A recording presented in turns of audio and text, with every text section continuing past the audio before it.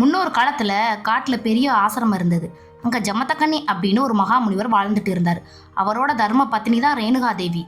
அவங்க 2 பேருக்கும் பிறந்த 5 மகன்கள்ல கடைசி பையன் தான் மகாவிஷ்ணுவோட அவதாரமான பரசுராமர். ஜமதக்கனி முனிவர் பயங்கரமான கோபக்காரர், ஆனா கடுமையான தவசீலர். அவரோட மனைவி ரேணுகா தேவி மகா கற்புக்கரசி. அவங்களோட கற்பின் சக்தி எப்படிப்பட்டதுன்னா, அவங்க தினமும் காலையில ஆசிரமத்துல இருக்கிற பூஜைக்கு தண்ணி எடுக்க ஆத்துக்கு போவாங்க. அங்கே போய் ஆற்று மணலை அப்படியே கையில் அள்ளுனா அது அவங்களோட கற்பின் பலத்தால் ஒரு மண்பானையாக மாறிடும். அந்த பானையில் தான் தண்ணி பிடிச்சி ஒரு பாம்பை அப்படியே கயிறா திரிச்சு அது மேலே அந்த பானையை வச்சு ஆசிரமத்துக்கு கொண்டு வருவாங்க. தினமும் இதுதான் நடக்கும். ஒரு நாள் காலையில் வழக்கம் போல் ரேணுகா தேவி தண்ணி எடுக்க ஆற்றுக்கு போனாங்க. மணல் அள்ளி பானை செய்ய போன நேரத்தில் வானத்தில் சித்திரத்தன் அப்படின்ற ஒரு கந்தர்வன் தன் அழகிய தேரில் பறந்து போயிட்டு இருந்தான். அவனோட நிழல் ஆத்து தண்ணியில விழுந்தது. அவன் பார்க்கறதுக்கு அவ்வளோ அழகா தேஜஸா இருந்தான். தண்ணியில தெரிஞ்ச அவனோட அழகை பார்த்து ரேணுகா தேவி ஒரு நொடி, அடடா இவன் எவ்வளவு அழகா இருக்கானே அப்படின்னு மனசுக்குள்ள வியந்துட்டாங்க. அவ்வளவுதான், அந்த ஒரு நொடி மன தடுமாற்றத்தால அவங்களோட கற்பின் சக்தி குறைஞ்சு போச்சு. எப்போதும் போல மணலை அள்ளி பானை செய்ய பார்த்தாங்க. ஆனா மணல் பானையா மாறாம கரைஞ்சு போச்சு. பாம்பு கயிறா மாறல. அதிர்ச்சியான ரேணுகா தேவி, ஐயோ பெரிய தப்பு பண்ணிட்டோமோ, கணவருக்கு பூஜைக்கு நேரமாச்சே அப்படின்னு பயந்து நடுங்கினாங்க.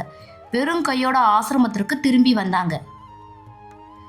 ஆசிரமத்தில் வந்த மனைவியோட முகத்தை பார்த்த உடனே ஞான திருஷ்டியால ஜமதக்கனி முனிவருக்கு எல்லாமே தெரிஞ்சு போச்சு. அவரோட கோபம் தலைக்கேறியது. ஒரு நொடி நீ மனதால் தடுமாறினாலும் அது தப்பு தான். கற்பு நெறிய தவறிய உனக்கு இந்த ஆசிரமத்தில் இடம் இல்லை.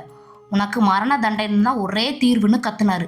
தன் மூத்த மகன்களை கூப்பிட்டு உங்க அம்மாவுடைய தலையை உடனே துண்டாக்குங்கன்னு சொன்னாரு. ஆனா பெத்த தாயை கொல்ல அவங்களுக்கு மனசு வரல, மறுத்துட்டாங்க. இதனால இன்னும் கோபமான முனிவர் சொன்ன பேச்சை கேட்காத நீங்களும் கல்லா போங்கன்னு அவங்களுக்குன்னு சாபம் கொடுத்துட்டாரு.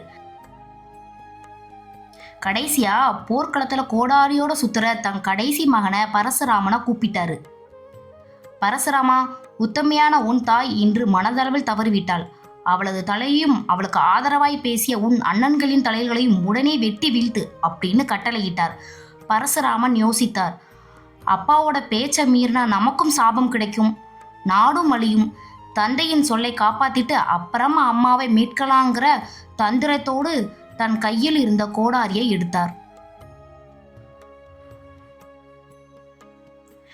மகன் கோடாரியோட வர்றதை பார்த்து ரேணுகாதேவி பயந்து அலறி அடிச்சுக்கிட்டு காட்டுக்குள் ஓடினாங்க.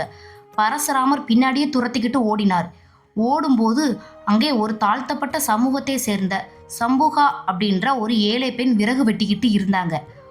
ஓடி வந்த ரேணுகாதேவி மரண பயத்துல அந்த பெண்ணை கட்டிக்கிட்டு என்னை காப்பாத்துங்க அப்படின்னு அழுதாங்க. ஆனா அங்க வந்த பரசுராமர் கண்மூடித்தனமா தன் கோடாரியை வீசினார்.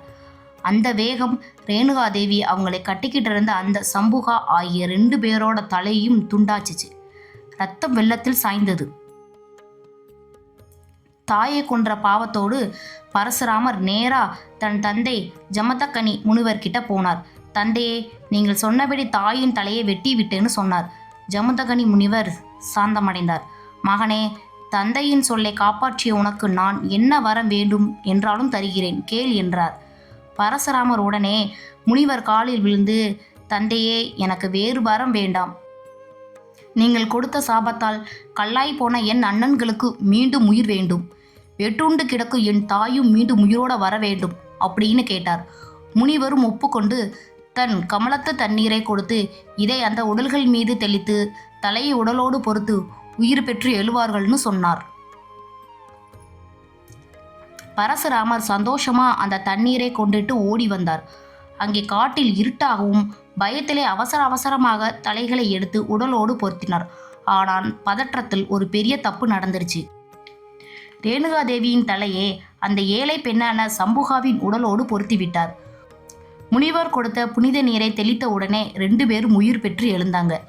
எழுந்த பிறகுதான் தெரியுது தலை மாறி போச்சுன்னு. பிராமண தலையும் ஏழை பெண்ணின் உடலோடும் கொண்ட ரேணுகாதேவி ஆசிரமத்துக்கு போனாங்க. ஆனா ஜமதக்கனி முனிவர் அவங்கள ஏத்துக்கல. உன் உடலில் பாவி பெண்ணி ரத்தம் ஓடுகிறது, நீ எனக்கு மனைவியாக முடியாது. நீ உலகை காக்கும் தெய்வமா போன்னு சொல்லி அனுப்பிவிட்டார். ஏழை பெண்ணின் தலையும் பிராமண உடலும் கொண்ட இன்னொரு பெண்ணும் ஊருக்குள் வாழ முடியாம தவிச்சாங்க. மாரியம்மன் அவதாரம் இப்படி தலைமாறி உலகத்தால் கைவிடப்பட்ட அந்த உருவம்தான் பின்னாடி மாரி அப்படின்னு தெய்வமா மாறியது. அதனால்தான் மாரியம்மன் கோவில்கள்ல அம்மனோட தலை மட்டும் சுயம்பாகவோ அல்லது சிலையாகவோ வழிபடப்படுது. அதிர்ஷ்டமும் விதியும் ஆடி ஆட்டத்தால் தன் கணவராலே சாபம் பெற்று மகனாலே தலை வெட்டப்பட்ட ரேணுகா தேவிதான் இன்னைக்கு தமிழ்நாட்டின் கிராமங்கள் தோன்றும் மக்களை காக்கிற அம்மை நோயை குணப்படுத்துகிற மகா சக்தி வாய்ந்த மாரியம்மனால் அருள் பாலிக்கிறாங்க.